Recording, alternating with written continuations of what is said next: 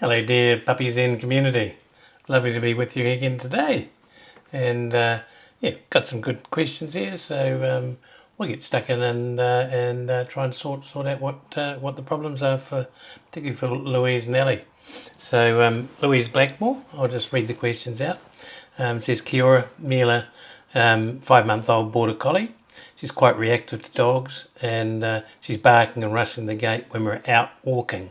So she's reactive to dogs that are barking at her and rushing their gates, and so she responds by barking back at them by the sounds of it.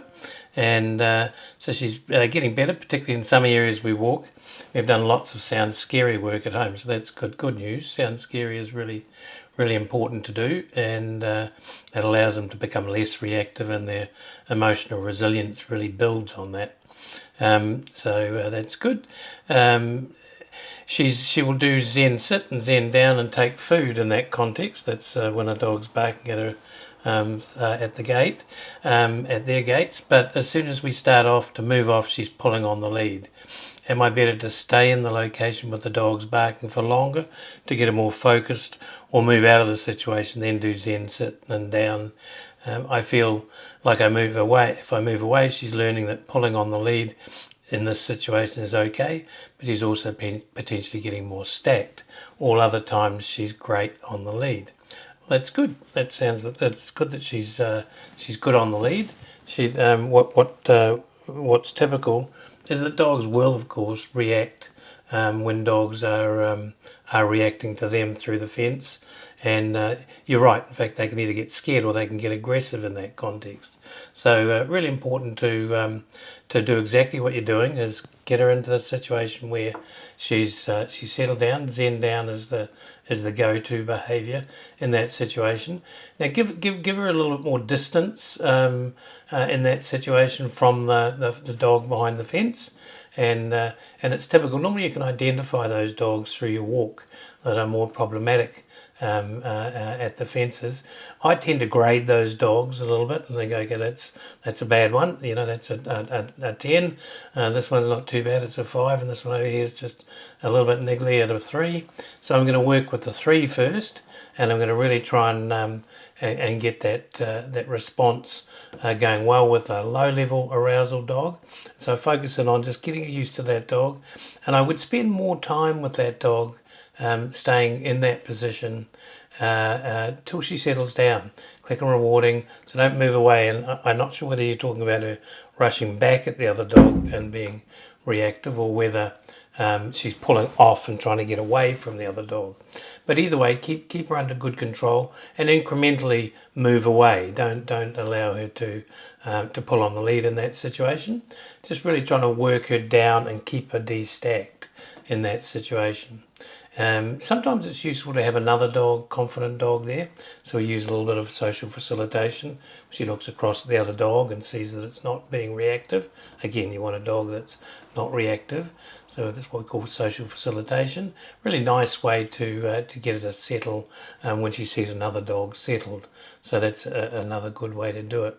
I'd be giving her, if she's getting reactive and rushing to them, so a little check on the no. As soon as she stops, click and reward. Remember, it's contrast training, so you're really trying to get her into that situation where she's staying non-stacked. So remember, stacked is when she's getting up out of learning state. We're trying to keep her in learning state. Use lots of click and rewarding. It's surprising how much click and rewarding you need to do in that situation to keep her down and keep her relaxed. Move your distance away a little bit from her, so she's from the other dog, so that decreases their level of hyperarousal, and then just work her through in that situation. And then when progressing well, move a little bit closer to the dog, and you really want to be able to get within 3 or 4 meters of the other dog, so you can walk past freely on the path. And when a dog reacts, you can just tell her leave it. You might stop, wait, watch for a little while, click and reward. Try not to set yourself up so you're really provoking the other dog, because of course the reason the dog's barking is it's becoming territorial in that situation. I'll just move this door here. Someone's banging on that door. So what you're doing in that situation is just trying to adjust the level of arousal and keep her in a band where she where she actually isn't getting super stacked. And you know, even I get her working around in that situation, trying to see if she can get focused in on me while I do a little bit of work around that situation, as long as it's not overly provoking the other dog and getting that dog hyper aroused as well, because the more it works up, the more the problem can develop in terms of that dog making much more of a reaction. So, but yeah, and then I worked. So that's the number 3 dog. Then I'll move over to the number 5 dog, you know, and start working a little bit more. But I won't be working with the 7 to 10 dog at this stage, because I need to get her more composed, able to settle down out of fear state. Remember, that's the emotional resilience we're after. We're trying to get a dog easily coming out of fear and reactivity into learning state quickly, and trying to get your cues or your commands, inducing that focusing on you state and that learning state, so she can learn to adjust to that situation. Not uncommon with a pup at this age to be reactive in that situation, particularly border collies, because they're hyper reactive to movement, and they've got a high level of arousal generally, because that's what they've been selected for. Start working with that, see how that adjusts. Use higher value food rewards, the highest value you can use to keep her keep her focused, and keep her, when you click and rewarding her, the reward's strong enough to help push her level of sympathetic arousal down into parasympathetic, that learning state. So the food drive is an important drive to help to keep her down. And remember your contrast training, you're trying to stop her from doing hyper reacting. So a little bit of a check, an effective check, just enough to stop her, and get focused back on you. And what I do is I tend to walk away from the situation, and then I might come back and do another little session, and when she's being successful, just moving backwards and forwards through that situation. And then I want to be able to just walk past that dog each time. When it's reactive, just leave it and walk on. If she's walking on and not hyper reacting, click and reward her, and just keep working on that. See how you go with that, and we'll see. Here we go. We'll see how we're going on that. I'll just get back into that. That one. There we go. Yeah, what else have you got? Yeah, so see how you go with that. Do some video for me of the reactivity, and pop that on the school, or send it to me through Kelly, and Support at Dogs In, and I'll get to have a look at that video. So that'll be good. Ellie Edwards has got a question. Afternoon, Mark. I've got a boy, Kobe. He's an 11-week-old border collie, so border collies today, and is finding it extremely hard to stop the biting. That's biting them.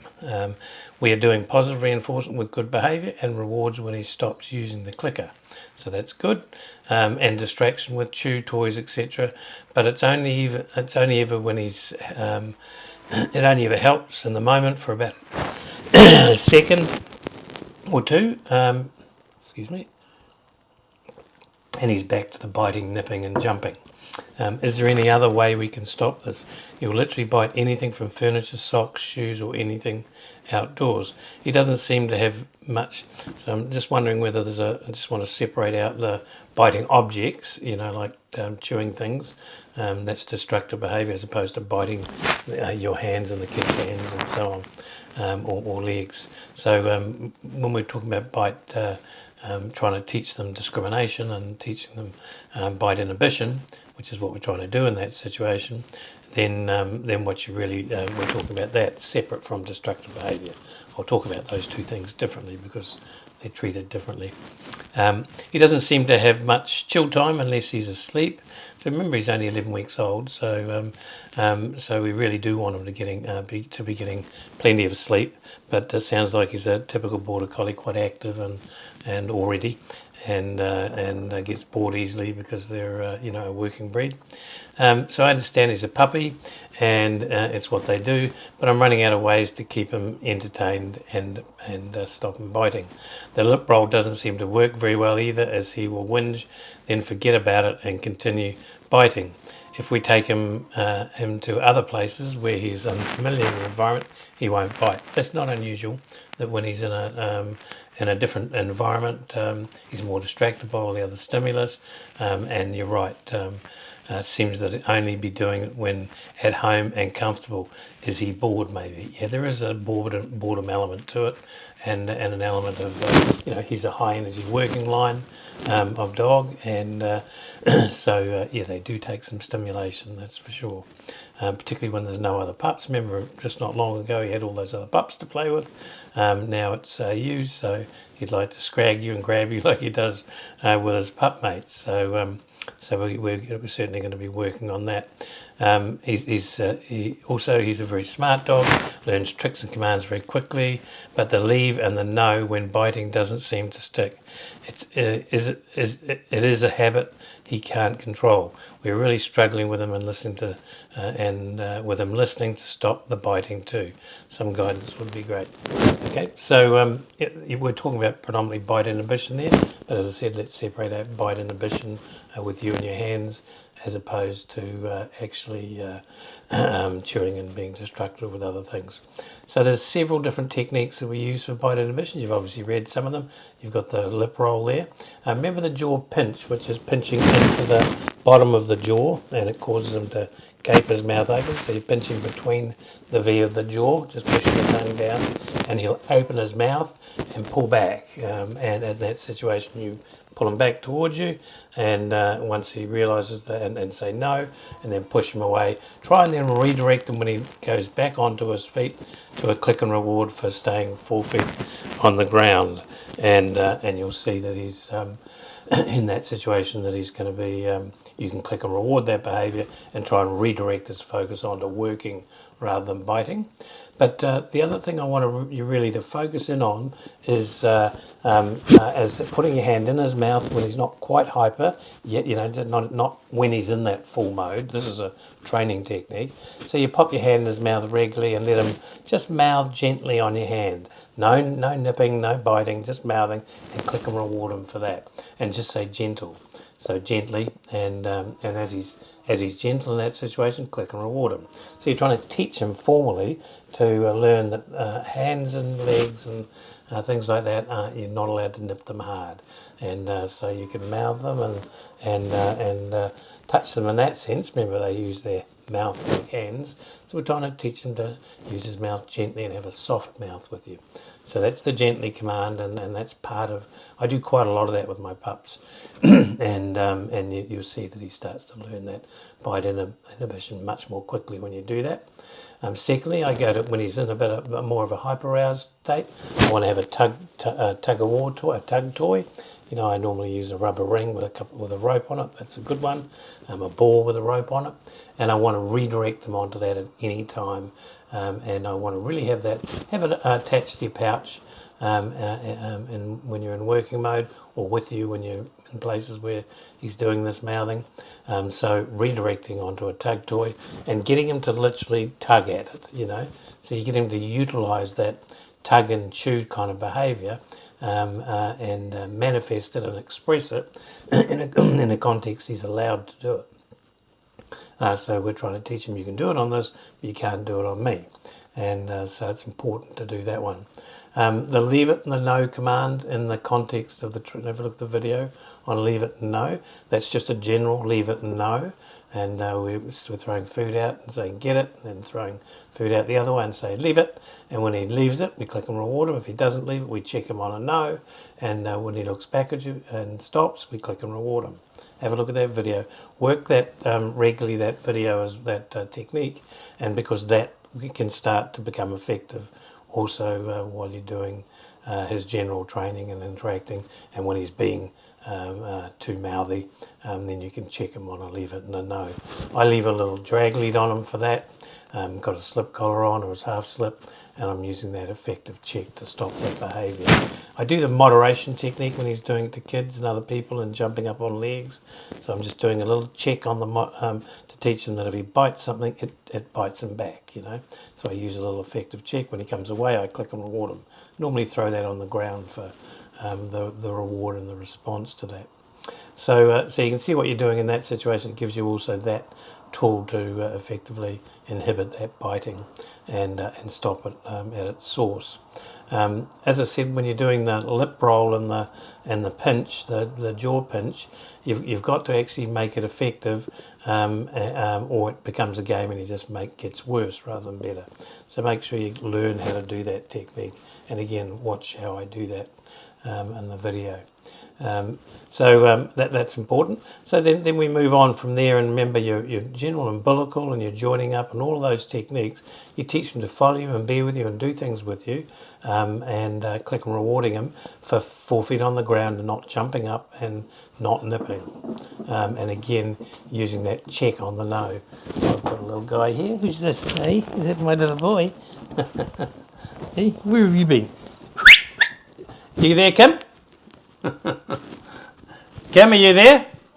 You want to come and grab your dog, please? He was just taking for a walk, and he's going to run in to be with me. That's our little Howie over there. My assistant trainer here is not doing her job properly. Yes. Open that door, sweetie, please. Open that door because it's banging, yeah. So, yeah. He's just been out for a big walk in the farm. Interestingly enough, that's little Awa, my little, what is he, nearly 11 weeks now. We've been away and left him with my son over the week to do some farm work. So he's been doing desensitisation to chooks and to the sheep, and he's got a great dog here that he's been doing quite a bit of social facilitation and learning to be a calm, relaxed dog, so that's been great while we've been away. Doing other stuff that we had to do. So so it's been a great opportunity to get him onto Cohen's farm and learn some farm stuff, which is, I remind everyone, you want to try and get a chance, if you can, to be able to interact with farm animals and chickens and the other thing that they're down here is ducks and all of those kind of things. So he's just learning to leave the stock alone.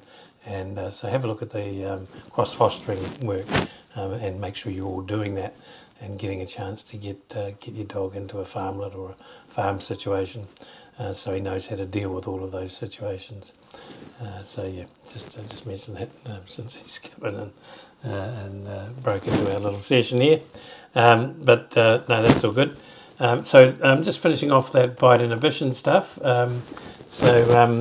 The other things that I like to do with bite inhibition, as I said, you do it by default training, by training him to do other things other than focusing on his mouthing, and that's what I mean by doing your joining up, your umbilical, all of those things. They include not biting effectively, so it's not a time to bite when he's working like that, and so work him through his stuff as well. So I like to do that as part of his bite inhibition work. As well. So those are some of the techniques. There's about 8 or 9 techniques that I teach bite inhibition. I'll talk more about some of the other techniques, but those are the ones I think because Ellie's got Kobe, who's 11 weeks. Remember 11 weeks there? In fact, he's 11 weeks, he's pretty much sorted on his bite inhibition, but he was quite a mouthy little guy, golden retriever, working line of golden retriever, and